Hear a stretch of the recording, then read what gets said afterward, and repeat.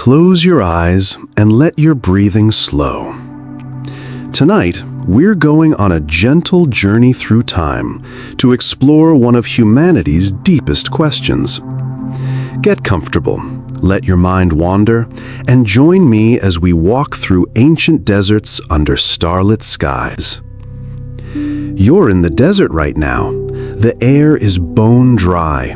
The wind tastes like dust and carries the faint scent of frankincense.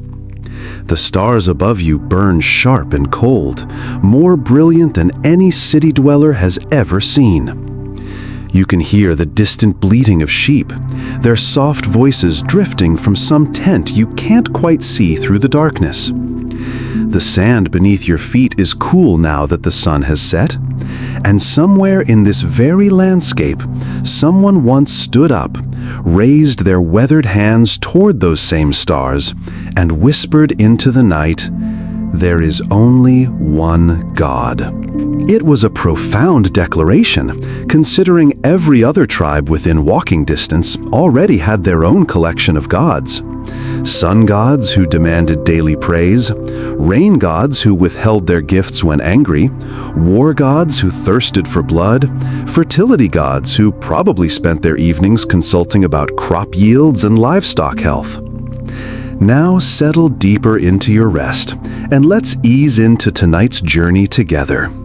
You find yourself drawn closer to a fire crackling softly in the desert night. The flames dance gently, casting warm shadows on weathered faces. The people gathered around speak in hushed tones about a name, a singular deity, the One. In the ancient Near East, this idea was nothing short of revolutionary. The Mesopotamians had constructed entire mythologies with gods who bickered and schemed like characters in an endless drama. The Egyptians worshipped Ra with his golden crown, Osiris with his mysteries of death and rebirth, and dozens of others, each deity adorned with more symbols and accessories than a merchant's finest stall. And yet, this stubborn group of wanderers, later called Hebrews, insisted with quiet certainty that there was only one God, invisible to the eye, untouchable by human hands, impossible to capture in stone or metal.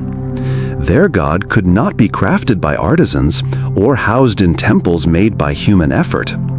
Historians still debate in their scholarly halls whether this was truly monotheism from the very beginning, or more of a tribal loyalty. Our God is supreme, yours are mere shadows. Either way, it established something unprecedented, one invisible universal power, not tied to a single field or flowing river, but claiming gentle dominion over all creation. Here's something to ponder as you drift. You probably wouldn't have survived as a herder in this harsh landscape. Forget morning coffee and comfortable beds. You'd spend your nights wondering if the goats would survive until dawn without falling prey to wolves, or whether that band of wandering warriors might decide your sheep looked worth stealing. And yet, surrounded by such uncertainty, someone chose to believe the solution wasn't more gods to protect different aspects of life, but fewer, just one, a divine presence watching over everything. This is where complexity begins to weave through the story, because when you proclaim there is only one God, suddenly everyone wants to understand, which God are we speaking of? In the Hebrew scriptures, he is called by a name so sacred that eventually people stopped pronouncing it aloud. Instead, they used gentle substitutes like Adonai or the Lord. As centuries flowed by, translations scattered this holy name across different languages.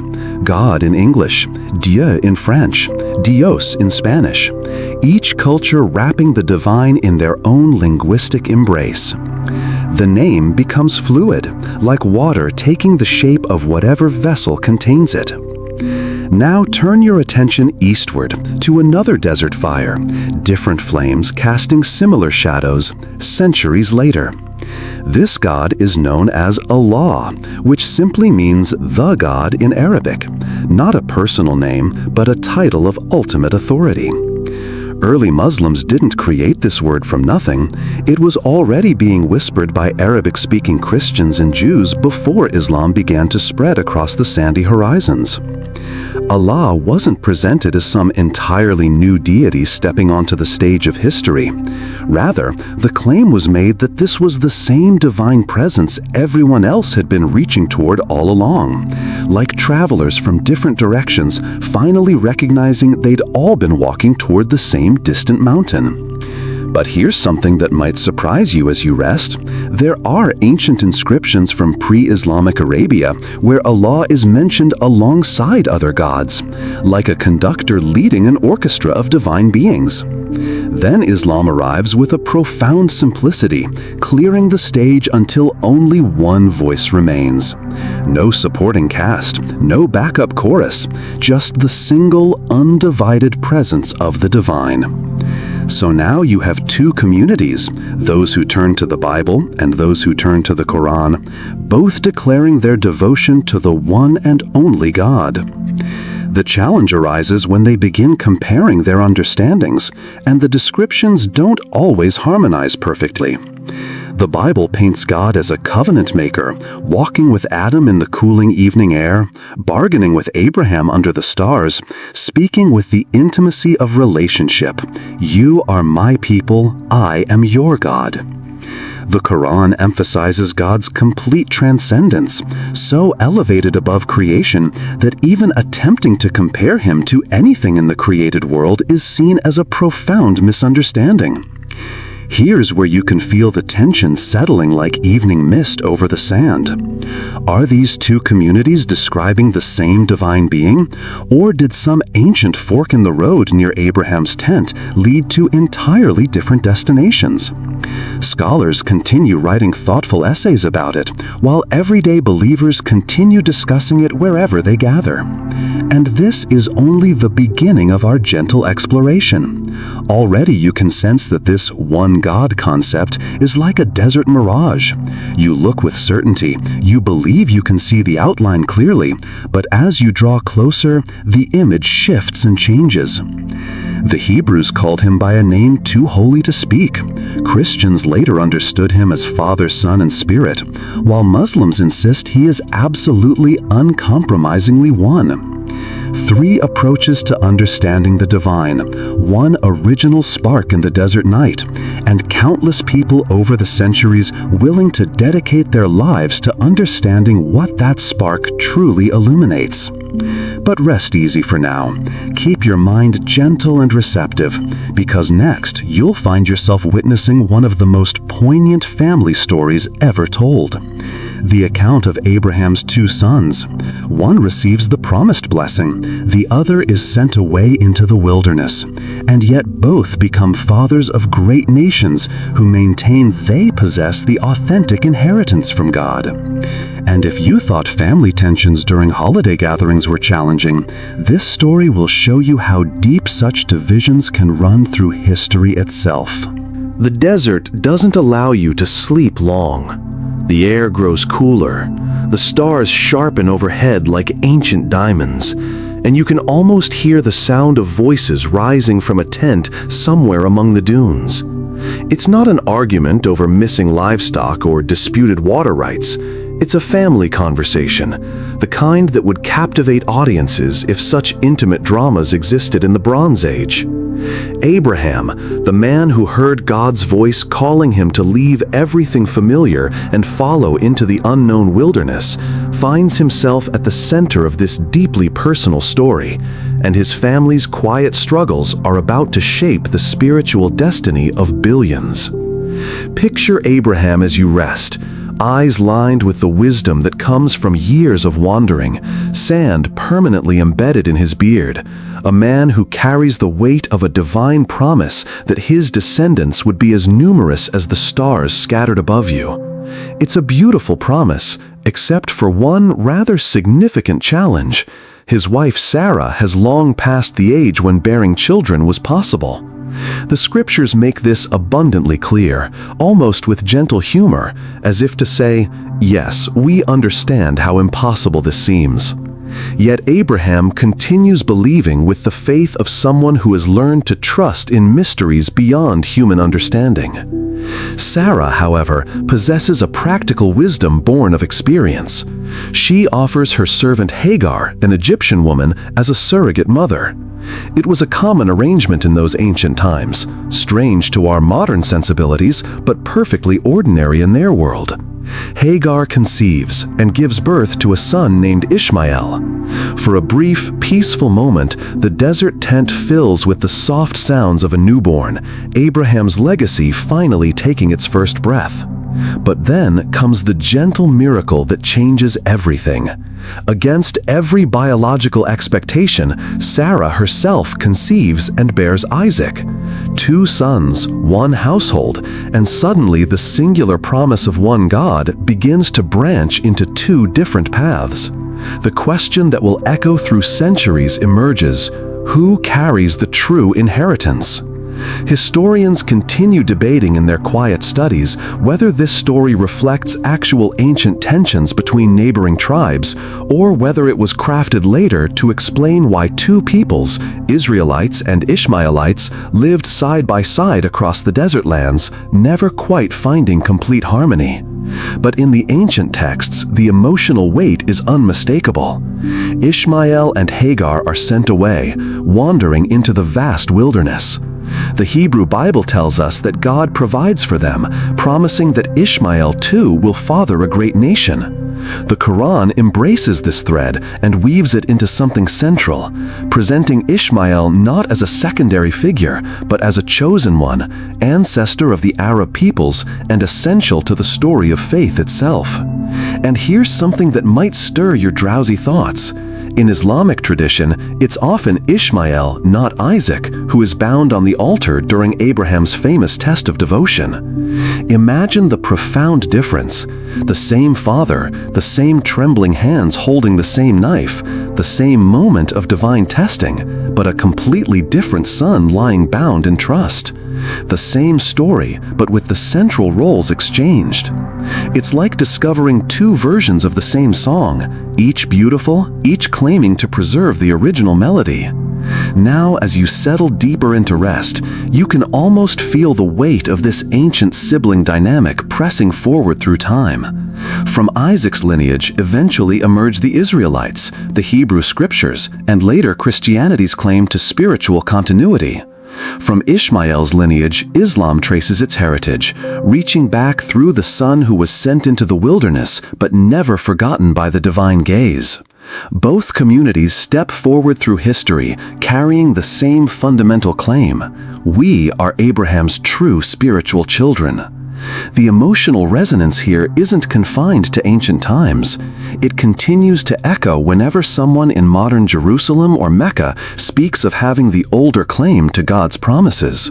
You realize, resting there under the same stars that watched over that ancient family tent, that this was never simply a household disagreement. It was the beginning of 2 entire civilizations learning to understand themselves in relationship to the divine. And here's the gentle irony you can contemplate as you drift. Humanity somehow managed to take one man's miraculous family story and transformed it into thousands of years of parallel spiritual journeys.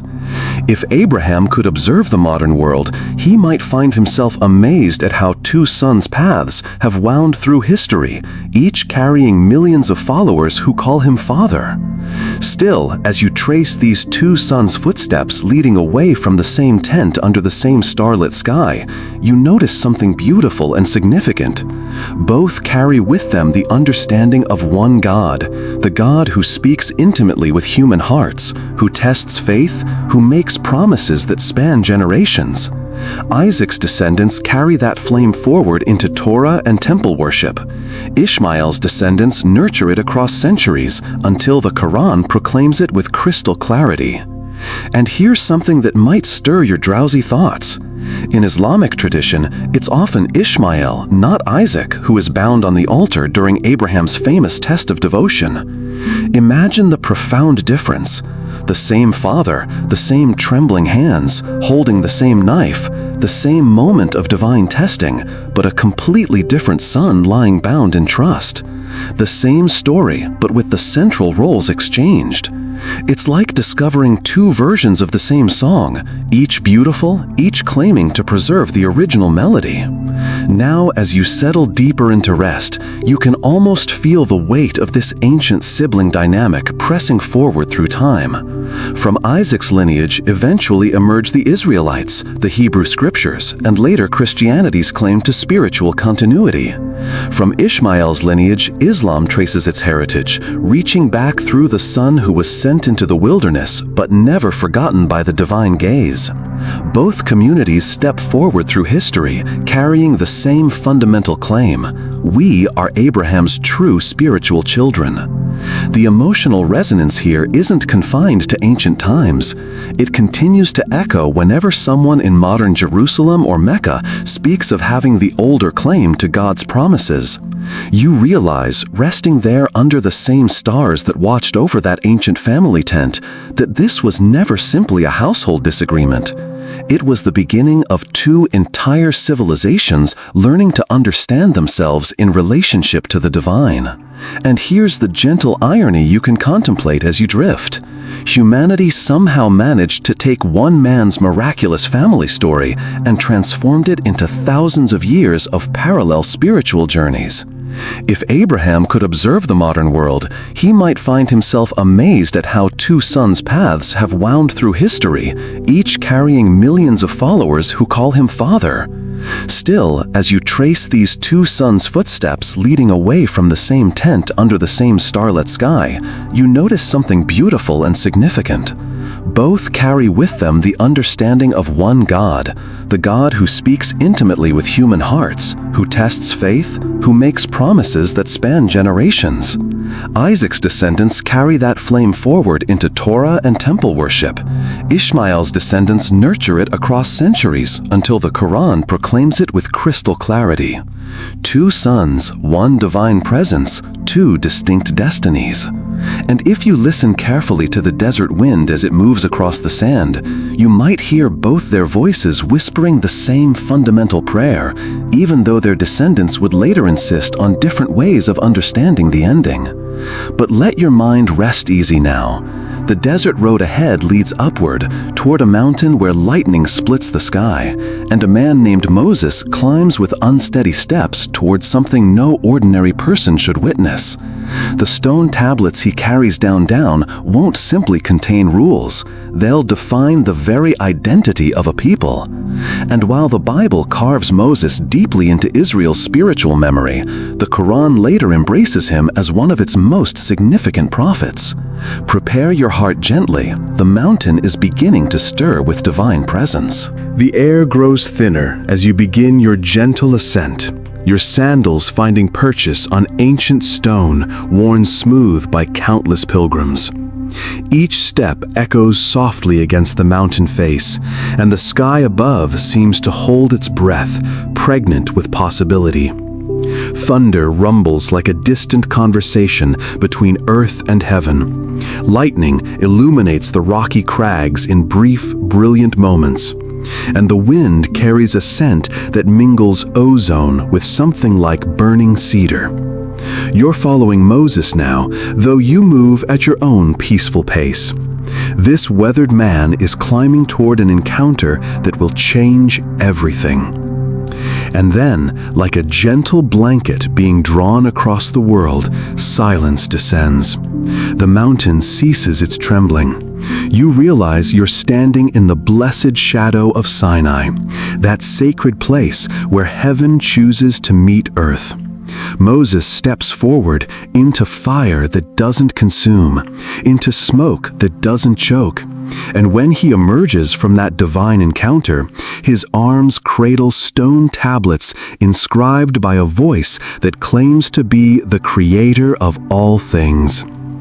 The 10 Commandments rest there in his weathered hands. Do not take life. Do not steal what belongs to another. Honor the parents who gave you breath. Don't let your heart covet what your neighbor possesses. Practical guidance, yet somehow timeless in its wisdom. The Bible presents these laws as the foundation of Israel's sacred covenant.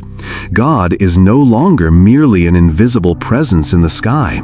He becomes law itself, carved into stone, requesting loyalty and faithful living from His people. But here's something that might surprise you as you rest in this sacred space. Turn your attention to the Quran, and Moses appears there too, not as a distant historical figure, but almost as a beloved character returning throughout the narrative. In fact, he emerges more frequently in the Quran than any other prophet, appearing even more often than Muhammad himself. For Muslims, Moses isn't simply Israel's leader, he's a messenger of Allah, carrying divine guidance to his people, just as Muhammad would later carry the Quran to his community. Historians continue their gentle debates in libraries and universities about whether the Moses we encounter in both Bible and Quran represents an actual historical person or a beautiful myth woven from Egyptian memories, Canaanite stories, and the collective trauma of a people seeking freedom. Archaeologists haven't uncovered a stone marker reading "Moses rested here" anywhere in the Sinai wilderness. And yet, for billions of people across the world, his footsteps are more real than the ground beneath their feet, carved deeper into human consciousness than the mountain he climbed. Now, here's something that might bring a gentle smile to your drowsy thoughts. According to certain Jewish traditions, when Moses descended from Sinai, his face literally glowed with divine light, so brilliantly that people couldn't look directly at him without discomfort. He needed to wear a veil over his features, becoming perhaps history's first person to require heavenly sun protection. The Quran echoes this detail as well, describing how Moses' encounter with God left him radiant with an inner light. Imagine returning to camp glowing like a human lantern and watching everyone scramble for something to shield their eyes. But beyond this luminous detail, both sacred texts use Moses as a mirror for understanding divine relationship. In the Bible, he serves as Israel's lawgiver, their liberator from Egyptian bondage, their mediator in establishing covenant with God. In the Quran, he becomes a model prophet who wrestles patiently with stubborn people, performs miracles by God's permission, and speaks directly with Allah. In both traditions, the message remains consistent. Humanity doesn't get to drift aimlessly through existence. You receive guidance, you're given structure, and you can't plead ignorance when it comes to moral responsibility. And here's the deeper question that emerges like dawn over the mountain peaks. If Moses belongs to both stories, whose God gave him those stone tablets? Yahweh? Allah? Or perhaps it was the same divine being known by different names, adjusting his words for different ears across different times? Theologians continue wrestling with this question like shepherds working to untangle wool, pulling at the idea carefully lest the whole fabric come apart. Some argue with scholarly certainty that it must be the same God. Why else would both texts emphasize identical plagues in Egypt, the same staff transforming into a serpent, the same sea parting like curtains to reveal dry ground? Others suggest the details diverge too significantly, that the character of God feels too different. One tradition presents a God who walks intimately with his people. The other describes one who remains majestically beyond human reach. Two understandings of the divine, not one. Meanwhile, you rest peacefully at the foot of Sinai, wondering whether God himself was speaking to different audiences or simply telling the same essential story through different cultural translations. Of course, the people of that time weren't pondering complex theology. They were focused on survival. Picture this. You've recently escaped slavery in Egypt. You're wandering through wilderness that stretches beyond every horizon. And suddenly, you're receiving instructions not to cook a young goat in its mother's milk. You'd probably pause thoughtfully and murmur, "That's remarkably specific, but I accept this guidance." Yet those detailed laws served as identity markers, gentle boundaries that distinguished one community from all the others wandering the desert roads. The Quran reflects this understanding centuries later, reminding its listeners that laws are signs, divinely given guideposts meant to keep people walking in harmony with God's will. It even repeats portions of the Ten Commandments, almost word for word. Don't take innocent life. Don't steal. Honor your parents. The overlap is so complete, it creates a sense of déjà vu across the centuries. And here's your gentle reality check as you drift toward sleep. If you had been wandering the Sinai wilderness without air conditioning, clean water on demand, or a single place to purchase provisions, you'd probably follow any god who promised nourishment and protection through the harsh landscape. The commandments weren't merely lofty spiritual ideals. They were practical wisdom dressed in sacred language. Don't harm your neighbor, because honestly, you need their help to pitch your tent when the desert winds blow fierce. But survival wasn't the only thing at stake in that sacred encounter. The story of Moses carves identity into stone itself. This is who you are. This is who God is. This is how you will live in relationship with both divine and human community. And centuries later, Islam would reach back through time, take Moses gently by the hand, and say, "He belongs to our story too." So as the mountain fades behind you in the gentle twilight, glowing softly in the dusk, you sense a pattern beginning to form, like stars appearing in the darkening sky. One God, two peoples, shared prophets, shared wisdom. The family tree of faith is becoming beautifully complex, its branches intertwining in unexpected ways. And your journey continues peacefully forward, because once you step down from this sacred mountain, you'll hear even more voices, prophets calling, whispering, warning, sometimes speaking from the pages of the Bible, sometimes from the Quran, sometimes from both. Elijah, Jonah, Job, figures who cross spiritual borders like travelers without need of passports. The question that emerges gently is this: when two sacred texts embrace the same prophet, are they sharing the same God or simply treasuring the same stories told through different hearts? The mountain's glow fades behind you as you drift forward through time, carried by the gentle desert wind. Your footsteps are silent on the sand as centuries pass like whispered prayers, and you begin to hear them, voices calling out across the ages.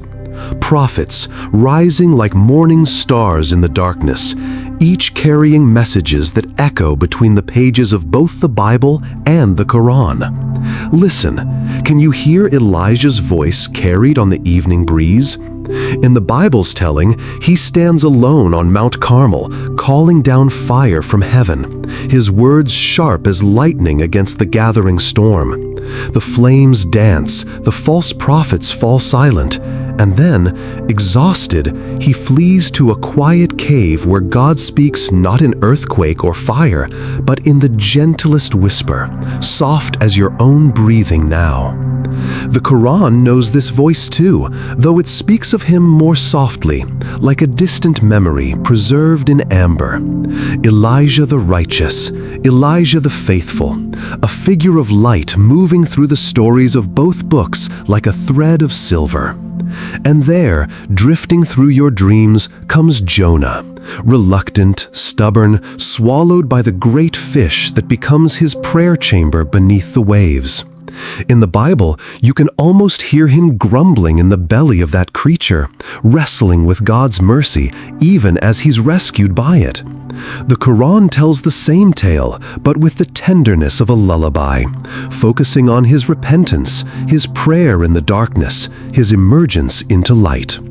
The same fish, the same prophet, but one story whispers of human weakness, while the other sings of divine mercy. Both true, perhaps, like two verses of the same ancient song. As you float through these stories, you encounter Job, Ayub in Arabic, sitting in ash and sorrow, yet somehow radiating patience like moonlight on still water. The Bible shows him questioning, wrestling with the meaning of suffering under starlit skies. The Quran sees him enduring with the quiet strength of mountains, trusting even when all seems lost. And Noah, dear Noah, hammering away at his impossible ark while his neighbors shake their heads. In both books, he builds with faith, gathering pairs of every creature, preparing for the rain that will wash the world clean. The sounds of his construction drift through your rest like a gentle rhythm, tap, tap, tap, the percussion of hope against despair. David's harp plays softly in the distance, its melodies flowing through both scriptures like water through desert stones. Solomon's wisdom echoes in chambers of both books, his voice deep and measured as evening prayers. These shared figures move through your dreams like old friends, their stories interweaving like fingers clasped in ancient fellowship. Whether called by Hebrew names or Arabic ones, they remain the same souls, carrying the same divine spark from one tradition to another. As these voices fade into the gentle hum of night, you sense a truth as soft as starlight. If the Bible and Quran share these same prophets, these same stories, perhaps they're not as different as their followers sometimes believe. Perhaps they're different movements of the same eternal symphony, each note essential to the whole. But even as peace settles around you like a warm blanket, another figure approaches through the mists of time, one whose story will test everything you thought you understood about sameness and difference. The scene shifts now, soft as watercolors bleeding into canvas. You find yourself on gentle hills overlooking the Sea of Galilee, where fishing boats bob like sleeping birds on waters that mirror the evening sky. The air carries the scent of wildflowers and bread baking in distant ovens, and there, walking along the shoreline, is a figure whose very presence seems to calm the restless waves. Jesus, Isa, the same name in two languages, the same soul in two sacred stories. Watch him as he moves through the gospel pages, his footsteps leaving traces in wet sand. Children run to him with the fearlessness that comes only from complete trust. Lepers approach him with hope shining in their eyes. Blind men call his name across crowded marketplaces, somehow knowing that sight waits in his touch. In the Bible's telling, he is light made flesh, divinity clothed in humanity, walking dusty roads with calloused hands that hold the power to heal. His parables drift on warm breezes, like seeds seeking fertile ground. The shepherd seeking lost sheep, the father welcoming his prodigal son home, the mustard seed that becomes a great tree where weary birds can rest. Come unto me, all you who are weary and heavy laden, his voice whispers across the centuries, and I will give you rest. The words themselves feel like a gentle hand upon your forehead, soothing and sure. Now let the scene dissolve and reform like morning mist settling into new shapes. The same hills, the same sea, but now you hear his story told with different inflections. In the Quran's pages, Isa moves with the same compassion, performs the same miracles, brings the same hope to broken hearts. Born of a virgin, speaking truth from his cradle, breathing life into clay birds that flutter away on wings of wonder. But here, the emphasis falls differently, like candlelight casting new shadows on familiar features. He is not God made man, but man touched by the divine, a prophet, pure and powerful, yet still wholly human. The miracles flow through him by God's permission, divine grace working through devoted flesh rather than divine essence contained within it. Both stories agree on his extraordinariness. Both marvel at his birth, his wisdom, his power to heal. Both await his return at the end of time. The disagreement lies not in who he was, but in what he was, human or divine, prophet or God incarnate. And yet, as you drift between these two portraits, you notice something beautiful. Whether divine or human, whether God's son or God's messenger, both traditions see in him the same qualities: perfect compassion, unwavering truth, boundless love for the broken and lost. Both stories invite you to be changed by him, to follow his example, to find in his life a pattern for living. Whether you kneel before him as God or bow behind him in prayer, the direction is the same: towards greater love, deeper mercy, more perfect surrender to the divine will. The theological differences feel less important now, here in this dreamy space between sleep and waking. What matters is the way both books hold him up like a lamp in darkness, illuminating the path towards the sacred. As his figure fades into the gentle dusk, walking on water that reflects both sunset and starlight, you sense that perhaps the real question isn't whether he was human or divine. Perhaps the real question is whether his light, however you understand its source, can still guide souls home through the darkness. But there's another figure approaching now, wrapped in humility and grace, whose story bridges both traditions with even greater harmony. Listen, can you hear the rustle of fabric, the whisper of prayers? Mary is walking towards you through the gathering twilight. In the hush of approaching night, you find yourself in a quiet place, perhaps a garden in Nazareth, where jasmine blooms release their perfume into the cooling air, or maybe a simple room where lamplight flickers against whitewashed walls. Here, in this sacred stillness, you encounter her, Mary, Mariam, the woman whose story flows like honey between the pages of both the Bible and the Quran. She moves with the grace of deep water, this young woman who said yes to the impossible. In both traditions, her story begins with wonder, an angel's visit, a message that defies all earthly logic, and a response that echoes through eternity. Let it be unto me according to your word. The Bible paints her with gentle strokes, the virgin who bore God's Son, who pondered mysteries in her heart, who stood by the cross watching divine love pour out like water from broken rock. She is quiet strength, faithful endurance, a soul so pure that heaven itself chose her as its dwelling place. Turn the page to the Quran, and she shines even brighter, if such a thing were possible.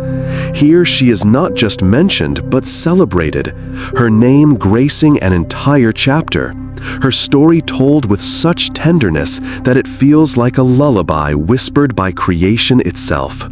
She is chosen above the women of all the worlds, the one who gave birth to the Word of God beneath a palm tree, sustained by dates that fell like blessings into her outstretched hands. Both books marvel at her purity. Both honor her submission to divine will. Both see in her the perfect example of faithful surrender, a human heart so aligned with heaven that it could contain what no heart had ever contained before. In Christian tradition, she is the Mother of God, Queen of Heaven, the woman who holds the Christ child while angels sing their Gloria. Countless cathedrals rise in her honor, their windows casting colored light in her image, their altars bearing her roses, and their walls echoing with Ave Marias whispered by countless lips. In Islamic tradition, she is Sayyida Maryam, the Lady Mary, so revered that her son's name is often followed by Son of Mary rather than Son of Joseph. No woman is mentioned more in the Quran, no woman held in higher esteem. She is the standard by which all feminine virtue is measured, the proof that God honors those who trust completely in His plan. And here's the beautiful truth that emerges as you rest in this sacred space. Of all the figures shared between Christianity and Islam, Mary may be the one who causes the least controversy and inspires the greatest unity. Catholics and Muslims both venerate her. Orthodox Christians and Sunni scholars alike praise her purity. She is the bridge that spans theological differences, the mother who belongs to all her children. Picture the scene. In churches around the world, candles flicker before her image as believers whisper their deepest prayers. In Muslim homes, her story is recounted with reverence, her example held up for daughters to follow. The same woman, the same virtues, honored by both traditions with a love so deep it seems to heal ancient wounds. As you drift deeper into peaceful rest, you can almost see her moving between the two traditions, like a loving mother checking on all her sleeping children. Her presence brings not division, but awe, not argument. Perhaps this is her gift to a divided world, to show that some truths are so beautiful, so pure, so self-evident that they transcend the boundaries humans try to build around the sacred. Perhaps she whispers to both traditions the same gentle message. There is room in love for all who seek to follow the light. The night grows deeper now, and softer voices call from the distance. You're being drawn towards scribal chambers, where ancient hands labor by lamplight, copying sacred words with infinite care. The story of how heaven's messages became earthly books is waiting to unfold, peaceful as the rhythm of breathing, gentle as the fall of pen on parchment. Dawn breaks softly over ancient chambers where scribes work in reverent silence. You can almost hear the gentle scratch of quill on parchment, the soft rustle of scrolls being unfurled, the whispered prayers that accompany each careful letter. This is where heaven's words take earthly form, where divine messages become human books. For the Bible, this process unfolds like a slow river across centuries. Imagine Moses descending from Sinai with tablets of stone, their commandments carved by divine fire. But then watch as oral traditions flow from generation to generation, like water finding its course. Stories told around cooking fires, genealogies chanted during long desert journeys, prophecies preserved in the hearts of faithful scribes. Centuries pass like peaceful seasons. The stories gather, merge, separate, and gather again. Councils meet in lamplit halls, their voices rising and falling in gentle debate as they discern which writings carry the breath of God. The Gospel of Mark, written in the cadence of urgent witness. The letters of Paul, passionate and reasoned, flowing like urgent rivers toward distant churches. The Psalms of David, each one a prayer set to music that still echoes in cathedral vaults and quiet chapels. It's a human process, beautifully human, filled with discussion, disagreement, divine guidance, and the patient work of countless hands, preserving what they believed heaven had given to earth. Now let the scene shift, gentle as turning pages. You're in 7th century Arabia, where a different kind of preservation unfolds. Here, Muhammad's companions gather like living libraries, their hearts and minds storing every verse, every word, with the care of master craftsmen. Guard these words, they tell each other. Let them live in your chest, where no fire can burn them, no sword can cut them away. The Quran emerges not through centuries of compilation, but in the focused intensity of decades. When the Prophet dies, his words are gathered swiftly, decisively, under Abu Bakr's careful authority. Then, Uthman sends scribes across the growing Islamic world with identical copies, ensuring that from Spain to India, every believer recites the same words in the same order. Two different processes, two different timelines. The Bible growing slowly like an ancient tree, adding rings of tradition and interpretation over centuries. The Quran preserved like amber, capturing revelation in its original form and protecting it from change. Which method bears more divine authority? Christians would say that God guided the long process of canonization, that the Spirit breathed through human debates and decisions. Muslims would reply that only perfect preservation could guarantee perfect divine origin, that God wouldn't allow his final message to be altered by human hands or diminished by human disagreement. Both approaches carry their own beauty. There's something profound about the Bible's patient accumulation of wisdom across generations, like a great symphony with movements composed in different centuries yet harmonizing in eternal themes. And there's something equally moving about the Quran's crystalline preservation, like starlight that travels across vast distances without losing its original brilliance. As you rest in this space between sleep and contemplation, perhaps the real miracle isn't which method is correct, but that both methods succeeded in their purpose. Both preserved divine messages across centuries of human chaos. Both gave countless souls a place to anchor their faith, words to shape their prayers, stories to guide their steps through the darkness. The scribes' chambers grow quiet now, their work complete. But outside, empires are stirring, armies are marching, and Abraham's children are about to discover how their shared inheritance will shape and be shaped by the rise and fall of kingdoms. The gentle scratch of quill on parchment gives way to the distant sound of marching feet. Time moves like slow water, carrying you forward through centuries, and you find yourself witnessing something remarkable. The children of Abraham have grown beyond their desert origins to become the builders and shapers of civilizations that stretch across continents. Watch as Christianity transforms from a persecuted sect into the beating heart of empires. Constantine's vision of the cross leads to basilicas rising like prayers in stone across the Roman world. Monks preserve learning in scriptoriums, where candlelight flickers over illuminated manuscripts. Cathedrals reach toward heaven with soaring arches that seem to lift the very earth upward in worship. But empire and faith prove to be complicated companions.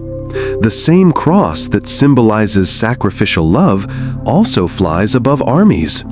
The message of love your enemies becomes entangled with conquest and conversion.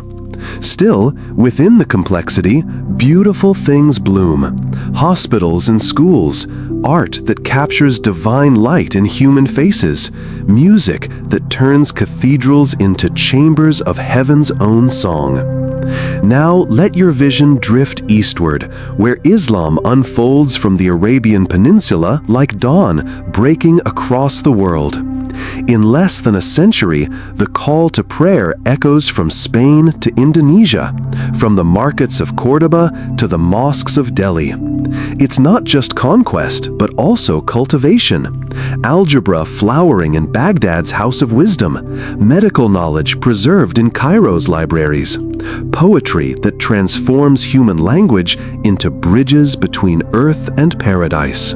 The Quran becomes not just a book of worship, but a foundation for entire civilizations.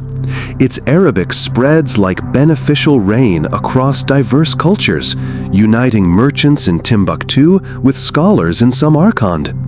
The 5 daily prayers create a rhythm that pulses through the empire, reminding countless souls that in the midst of worldly power, the only true sovereignty belongs to Allah.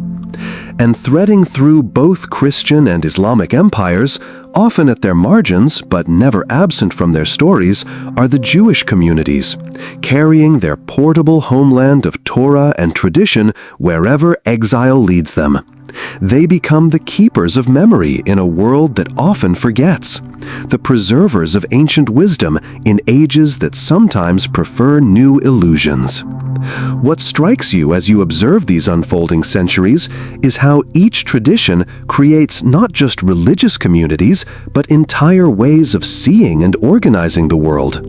Christian civilization develops concepts of natural law and human dignity that will eventually flower into ideas about universal rights.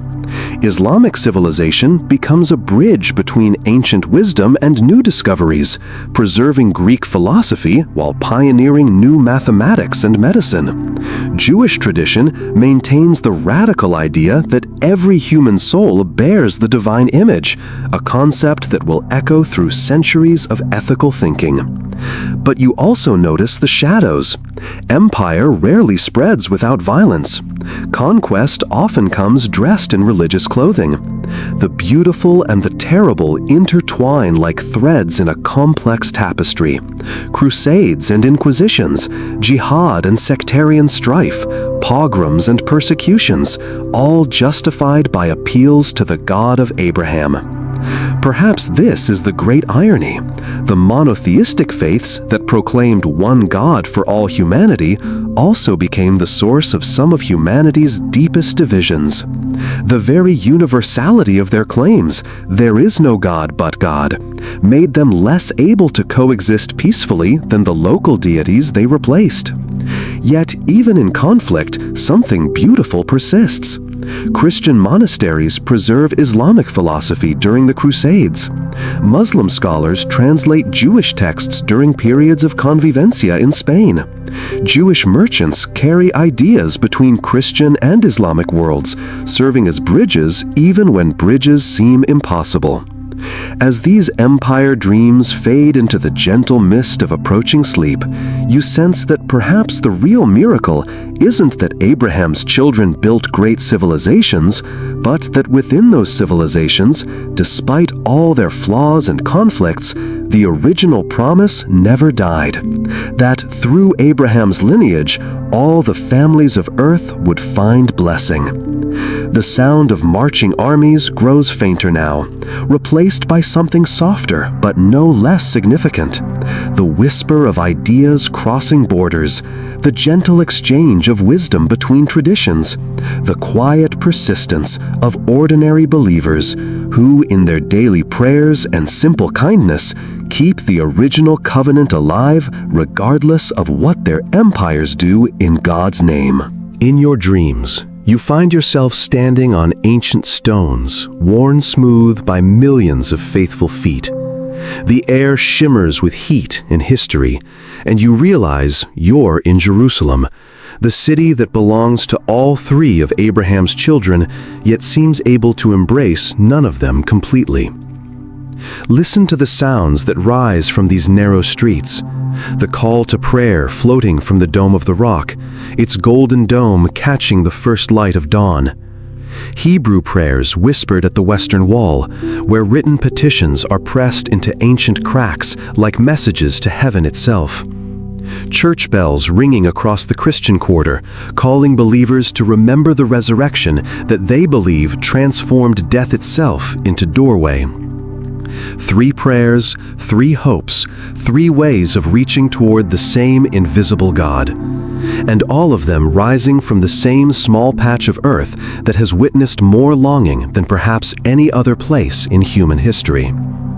In Christian tradition, this is where Jesus walked his final week, where he overturned tables in the temple and washed his disciples' feet, where he died on a cross and rose from a tomb. Every stone seems to whisper of that story. Golgotha, the Via Dolorosa, the Garden of Gethsemane where olive trees still grow, their roots perhaps touching soil that once absorbed the tears of the man Christians call their Savior. In Islamic understanding, this is Al-Quds, the Holy, where Muhammad journeyed in a single night from Mecca, where he ascended through the heavens in the company of earlier prophets. The noble sanctuary contains both the furthest mosque and the Dome of the Rock, built around the stone from which tradition says the prophet began his ascent to the divine presence. In Jewish memory, this is Yerushalayim, the city of peace that has known little peace, where Solomon's temple once stood in its glory, where the divine presence dwelt so fully that the whole world seemed to revolve around this single point. Even in exile for 2 millennia, Jewish prayers have turned toward this place like flowers following the sun. The tragic beauty of Jerusalem is that it proves both the unity and the divisions in monotheism. All three traditions revere it precisely because they believe the one God has touched this place in special ways. Yet their different understandings of how and when and why God touched it here have made it a city of walls within walls, a place where the holiest sites stand separated by barriers both physical and spiritual. And yet, in the early morning hours, when the city sleeps and the political tensions quiet to a whisper, you can almost sense the deeper truth. The same sun rises over all three communities. The same wind carries all three sets of prayers heavenward. The same stones have supported the feet of Abraham's children from all three paths. Perhaps Jerusalem's greatest teaching is that sacred space cannot be divided, even when human beings spend centuries trying to divide it. The holiness here is like water that seeps through every boundary, like light that shines on righteous and unrighteous alike. Standing here in the dreamy space between sleeping and waking, you begin to understand that Jerusalem is not just a city, but a symbol of what happens when infinite divine love touches finite human understanding. The love is big enough to encompass all the children, but the understanding sometimes seems too small to contain all the love. As dawn breaks more fully over the golden stone walls, casting their warm glow across your peaceful rest, you sense that perhaps Jerusalem's ultimate destiny is not to choose between its children, but to teach them how to be siblings again, how to share sacred space without diminishing it, how to love the same God without hating each other. The city settles into the quiet of early morning, its church bells and calls to prayer and Hebrew prayers blending into something that sounds almost like harmony. And in that harmony, you catch an echo of what Abraham might have hoped for when he first said yes to the voice calling him toward an unknown promise. But time is moving again, carrying you towards centuries when that promise will be tested by powers and technologies that Abraham could never have imagined. The centuries flow like water around you, and you find yourself witnessing one of history's longest journeys, not across miles, but across time. The Jewish people, scattered by the destruction of their temple, become a nation without a country, a people whose homeland exists primarily in prayer and memory and hope. Watch them as they carry their portable sanctuary through the ages. Torah scrolls wrapped in silk, candlesticks polished for Sabbath, the rhythm of ancient prayers maintained in languages that change around them like shifting sands. In Babylon and Spain, in the Rhine Valley in Poland, in Morocco and Yemen, they rebuild their communities like gardeners planting the same seeds in different soil. This is diaspora, the scattering that somehow becomes its own kind of gathering. Synagogues rise in cities where Hebrew mingles with Arabic, German, Ladino, Yiddish. Scholars debate Talmudic questions in languages Abraham never knew, yet their arguments echo with the same passion for divine truth that once filled the temple courts. And here's something remarkable. In their wandering, they carry not just their own traditions, but often serve as bridges between the Christian and Islamic worlds around them.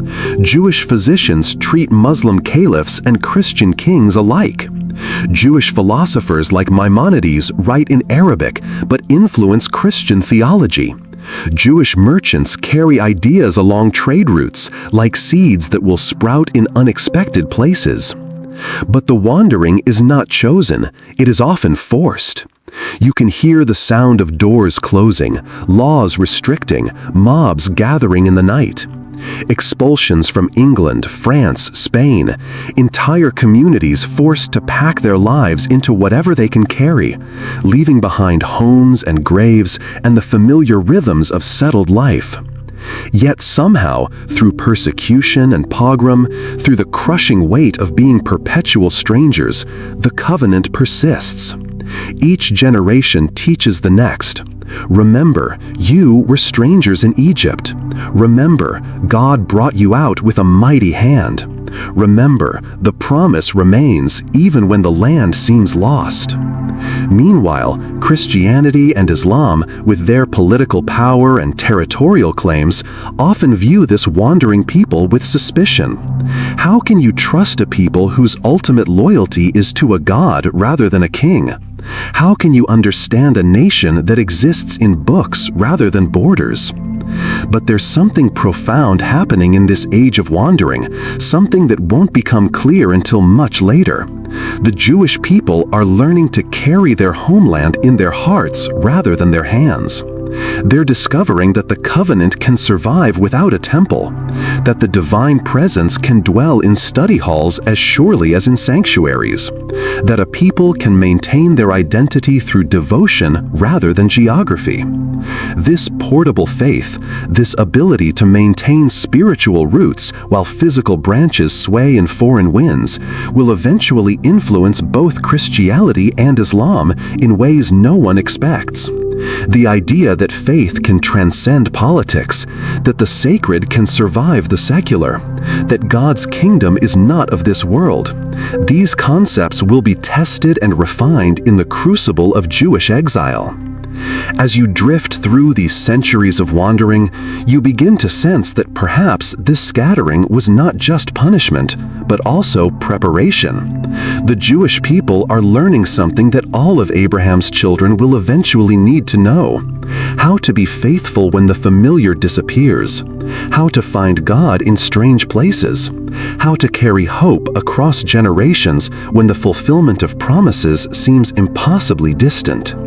The wandering continues, patient as starlight, persistent as the tide. And in the background, barely audible but growing stronger, you can hear the sound of other changes coming, the rumble of printing presses, the whisper of new ideas, the trembling of foundations that seemed eternal. The age of Reformation is approaching, and with it, new divisions and new possibilities for all of Abraham's children. The sound grows louder now. Not the gentle scratch of scribal pens, but the revolutionary roar of printing presses, turning out books by the thousands, making the Word of God available to ordinary hands for the first time in history.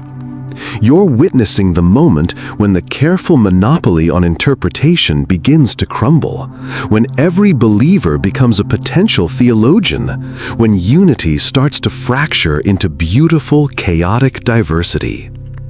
In Wittenberg, a monk named Martin Luther hammers his questions to a church door, but the sound echoes across centuries. His challenge isn't just about indulgences or corruption, it's about authority itself. Who speaks for God? The Pope? The Church? Or can every individual heart become a chamber where the divine voice echoes? The Protestant Reformation unfolds like lightning splitting a great tree. One Christianity becomes many: Lutheran, Reformed, Anglican, Anabaptist, Presbyterian, each branch claiming to return to the pure trunk of original faith, yet each growing in its own direction toward its own understanding of divine light. Wars follow, terrible and transforming. Catholics and Protestants die for their interpretations of the same Prince of Peace. The 30 Years' War turns much of Europe into a graveyard, and when the smoke finally clears, the old certainties lie buried beneath the rubble. The idea that there could be one Christian voice, one Christian empire, one Christian way of being faithful, that dream dies in the mud of battlefields where believers killed believers in the name of love. And yet, something beautiful emerges from the wreckage. In the proliferation of Protestant denominations, you can see a kind of theological democracy taking root. The Spirit, it seems, speaks many dialects. Truth appears to have many faces. The same Bible gives rise to Quakers who refuse all violence, Baptists who insist on adult conversion, Methodists who emphasize personal transformation, Pentecostals who expect miraculous gifts. Islam, too, carries its own internal divisions, though they began much earlier. The split between Sunni and Shia, rooted in disagreements about succession after Muhammad's death, creates two different ways of understanding Islamic authority and practice. Sufi mystics seek direct experience of the divine through poetry and ecstatic dance, while legal scholars build elaborate systems of jurisprudence. The same Quran gives rise to Turkish caliphates and Persian shahs, to African kingdoms and Southeast Asian sultanates. Judaism, long unified by shared exile, begins to fracture as well.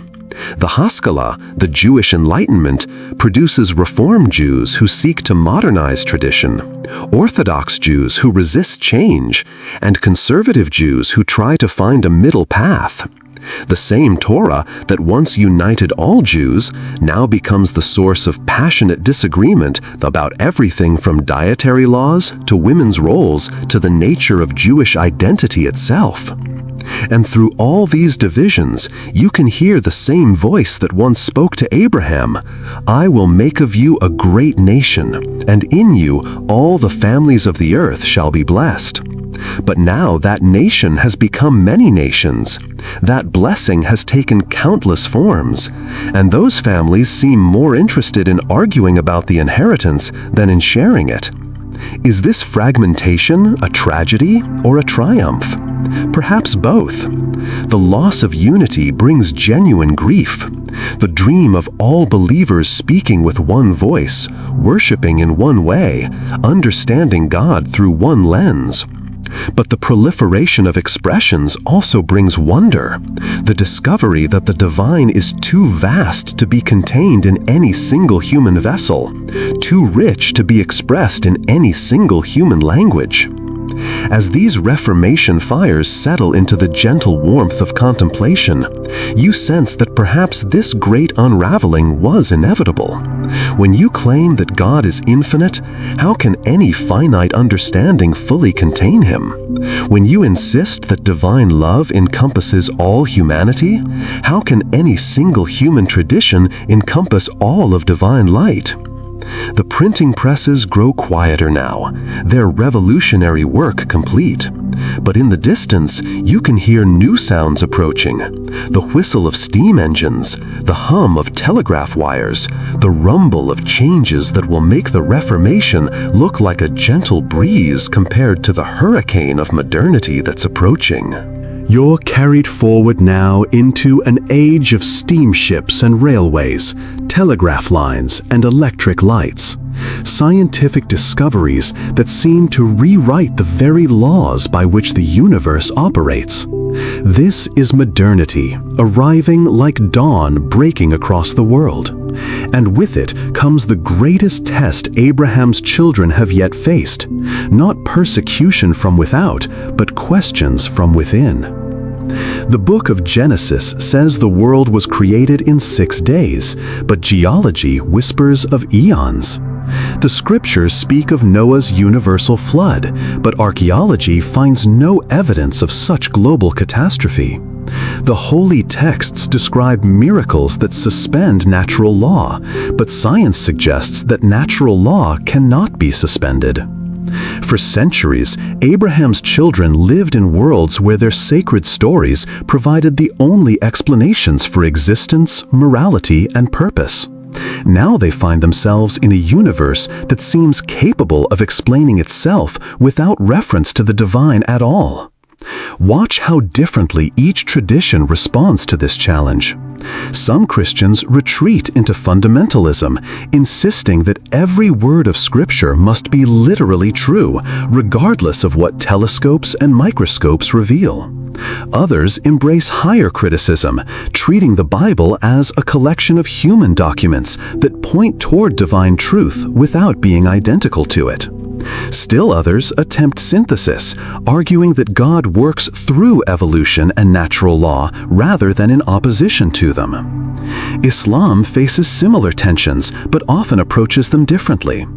The Quran's emphasis on reason and inquiry initially seems to welcome scientific discovery. After all, studying creation is studying the signs of the Creator. But when scientific findings appear to contradict Quranic descriptions, Islamic scholars must decide whether the book is speaking symbolically, whether human understanding is incomplete, or whether the scientific conclusions themselves need questioning. Judaism, long accustomed to interpretive flexibility, often proves most adaptable to modernity's challenges. The tradition of rabbinic commentary provides tools for reading ancient texts in new contexts. Reformed Judaism embraces historical criticism while maintaining reverence for Scripture. Orthodox Judaism maintains traditional interpretations while often accepting scientific findings about the natural world. But modernity brings more than intellectual challenges. It brings existential ones. If humans evolved from earlier species, are they still made in God's image? If the universe operates by impersonal forces, is there still room for divine providence? If psychology can explain religious experience, does that make such experience less valid? And perhaps most troubling of all, if the three Abrahamic traditions can't agree among themselves about God's nature and will, if they've spent centuries fighting wars and conducting persecutions in His name, if they've been wrong about so many things that science has had to correct, why should anyone believe their claims about the divine at all? This last question proves particularly sharp because it comes not just from hostile outsiders, but from the tradition's own children. Young people raised in Christian homes begin to doubt Christianity. Muslims educated in modern universities question Islamic teachings.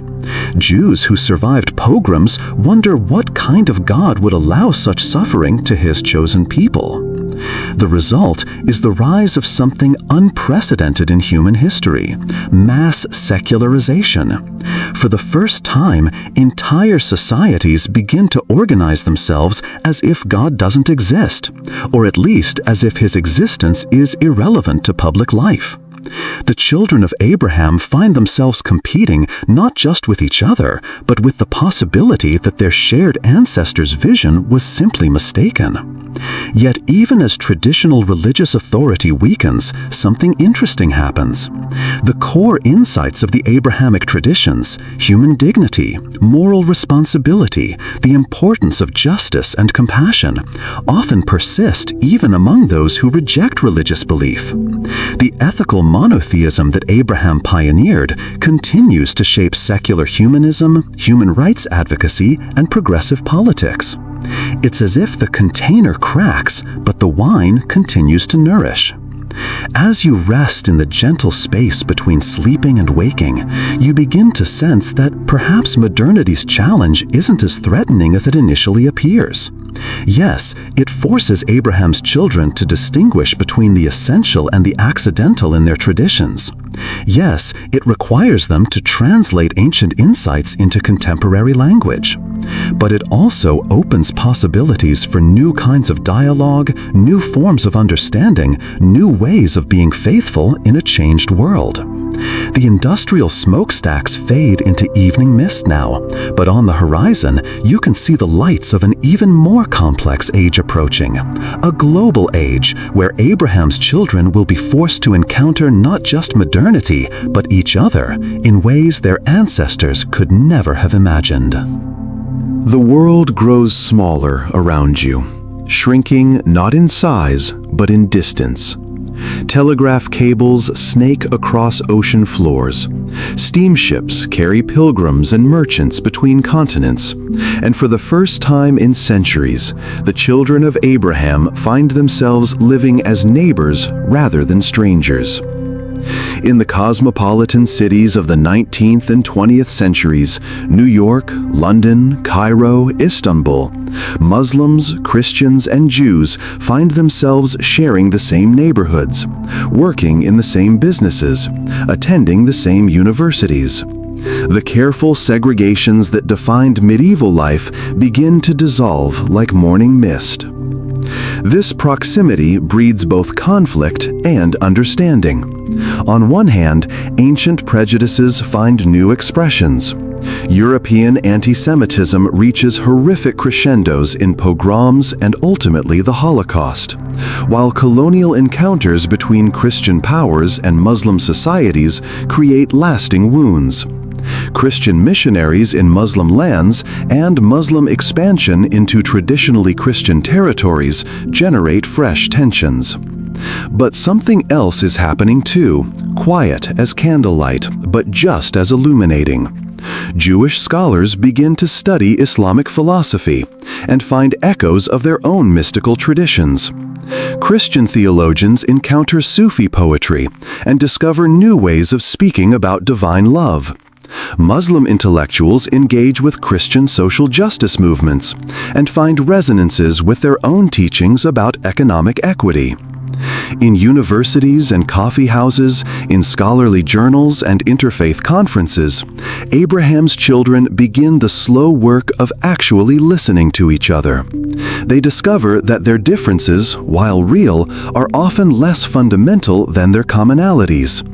All three traditions wrestle with the tension between faith and reason.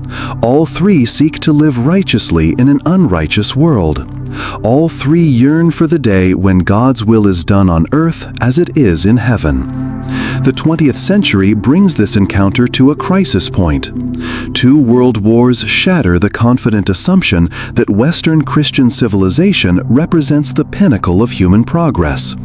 The Holocaust forces all three traditions to grapple with the reality of evil on an unprecedented scale. The creation of Israel brings Jewish hopes and Palestinian Muslim aspirations into direct, painful collision. The Cold War divides the world along ideological rather than religious lines, forcing believers of all traditions to decide how their faith relates to competing secular visions. Yet even in crisis, encounters continue. Vatican II opens the Catholic Church to unprecedented dialogue with other religions, explicitly acknowledging that God's saving grace may work through non-Christian faiths. Muslim reformers like Muhammad Abduh and Fazlur Rahman seek to reconcile Islamic teachings with modern democratic and scientific insights. Jewish thinkers like Abraham Joshua Heschel march with Martin Luther King Jr., discovering that prophetic traditions can transcend religious boundaries. Perhaps most significantly, all three traditions begin to rediscover their mystical roots. Christian contemplatives explore Eastern Orthodox hesychasm and Celtic spirituality. Muslim seekers revive Sufi practices. Jewish renewal movements recover Hasidic and Kabbalistic traditions. In their quest for direct experience of the divine, practitioners from all three paths find themselves using remarkably similar practices: meditative prayer, fasting, sacred reading, communal worship that transcends ordinary consciousness. As you drift through these encounters like a gentle observer, you begin to notice something remarkable. When representatives of the three traditions meet at their mystical heights rather than their dogmatic boundaries, the differences seem to matter less. A Sufi master, a Christian mystic, and a Jewish Kabbalist might disagree about theological details, but they recognize in each other the same hunger for the divine, the same willingness to be transformed by sacred encounter. The age of encounter doesn't resolve the ancient tensions between Abraham's children, but it does create new possibilities. For the first time in centuries, significant numbers of believers begin to imagine that maybe, just maybe, God is big enough to be authentically present in traditions other than their own. Maybe the divine light is too brilliant to be contained in any single lamp, no matter how beautiful that lamp might be. As the 20th century fades into the gentle rhythms of peaceful rest, you sense that something new is trying to be born. Not a merger that erases differences, but a mature recognition that the God who called Abraham might be calling all of his children into a deeper understanding of what it means to be chosen. Not chosen against others, but chosen for others, chosen to be a blessing to all the families of the earth. But even as this hope takes shape, new challenges are approaching on the horizon. The 21st century will bring technologies and global connections that Abraham could never have imagined, and with them, both unprecedented opportunities for understanding and unprecedented occasions for conflict. You find yourself floating through a world transformed by invisible networks, where voices from Jerusalem can reach Jakarta in milliseconds, where the call to prayer from one continent mingles with church bells from another, where ancient scriptures are searched by algorithms that never sleep. This is the digital age, where Abraham's children encounter each other not just as neighbors, but as constant companions in the vast electronic commons of human consciousness. A Muslim teenager in Michigan reads Christian blogs. A Jewish grandmother in Montreal watches Islamic calligraphy videos. A Baptist pastor in Nigeria studies Talmudic commentaries online. The careful barriers that once separated the traditions become as permeable as morning mist. The internet makes scholars of ordinary believers. Questions that once required years of seminary study can now be explored in evening hours at home computers. Ancient texts become searchable databases. Theological debates that once took place in exclusive academic journals now unfold in comment sections where anyone can participate. But this democratization of knowledge brings both light and shadow. Alongside serious interfaith dialogue, the digital commons also amplify extremist voices that have never been more strident in their certainty that their tradition alone possesses truth. Terrorist attacks carried out in Islam's name trigger waves of anti-Muslim sentiment. Christian nationalism claims divine endorsement for political platforms. Jewish settlements expand under religious justifications. The worst impulses of each tradition find new platforms and global audiences. Yet, even in this noise, something beautiful persists. Online, believers discover that their deepest spiritual struggles are shared across traditions. The Christian wrestling with doubt finds kinship with the Muslim questioning inherited interpretations. The Jewish seeker exploring mysticism discovers Christian and Islamic mystics walking similar paths. The mother praying for her child's healing finds her words echoed in mosques, churches, and synagogues around the world. Social media creates new forms of religious community that transcend geography and denomination. Hashtags become prayer circles. Video calls connect believers across continents for shared study and worship. Apps remind users of prayer times that honor different traditions, but share the same desire to punctuate ordinary time with sacred attention. Perhaps most remarkably, this global connectivity begins to reveal patterns that scholars had long suspected but never demonstrated. The mystical traditions within each faith prove remarkably similar. The ethical teachings overlap in ways that suggest common divine inspiration. The spiritual practices, meditation, contemplation, sacred reading, ritual purification, appear to be universal human responses to transcendent encounter. Young people especially seem drawn to what scholars begin calling multiple religious belonging, the practice of drawing wisdom from several traditions while maintaining primary allegiance to one. A Christian might incorporate Islamic prayer practices. A Muslim might find inspiration in Jewish Sabbath observance. A Jew might explore Christian contemplative traditions. Rather than undermining faith, these explorations often deepen it, like travelers who appreciate their homeland more after seeing other countries. The global age also brings unprecedented cooperation on practical matters. Muslims, Christians, and Jews find themselves working together on refugee resettlement, environmental protection, economic justice, and peace-building efforts.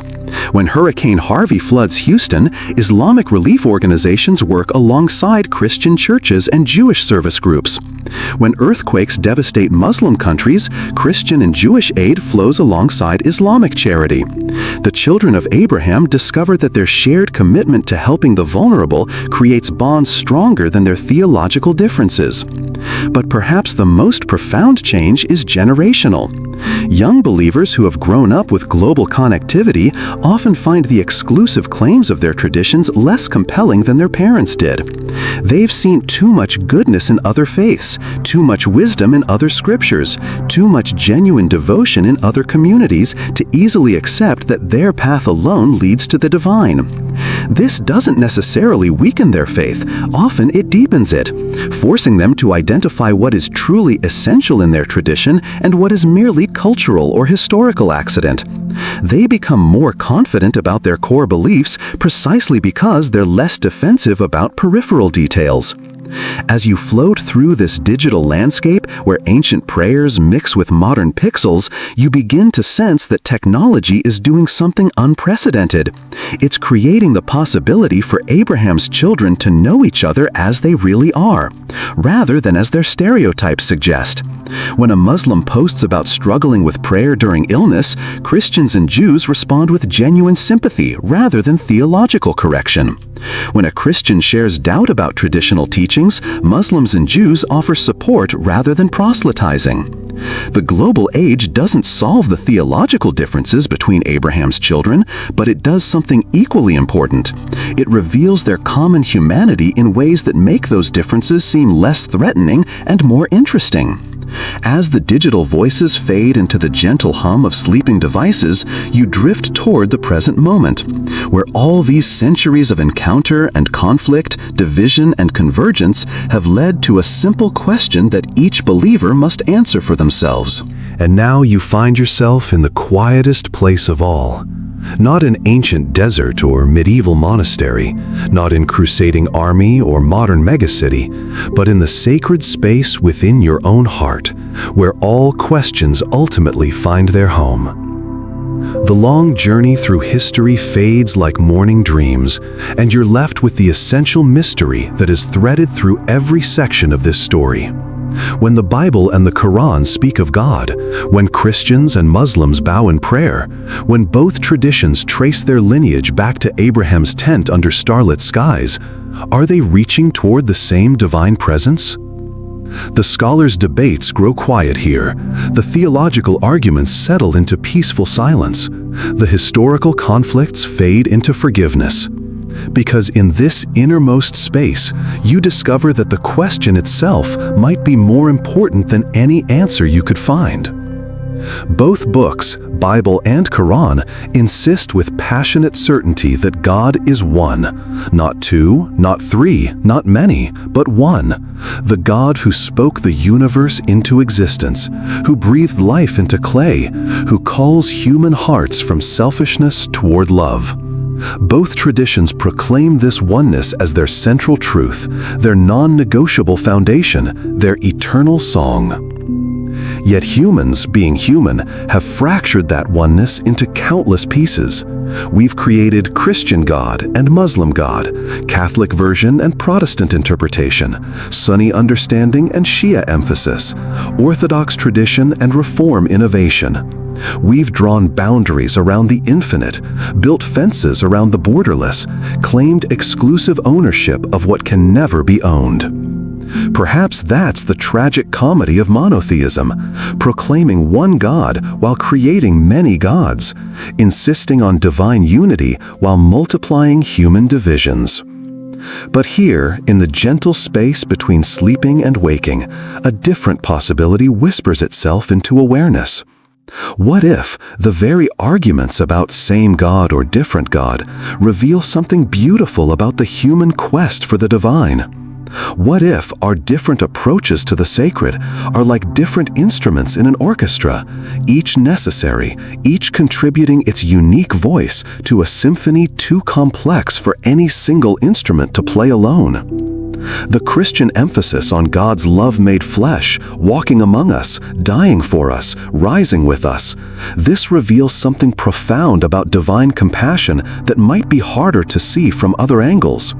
The Muslim insistence on God's absolute transcendence beyond all human categories, this preserves something essential about divine mystery that might get lost in more familiar presentations. The Jewish focus on God's covenant faithfulness, staying present through centuries of exile and persecution.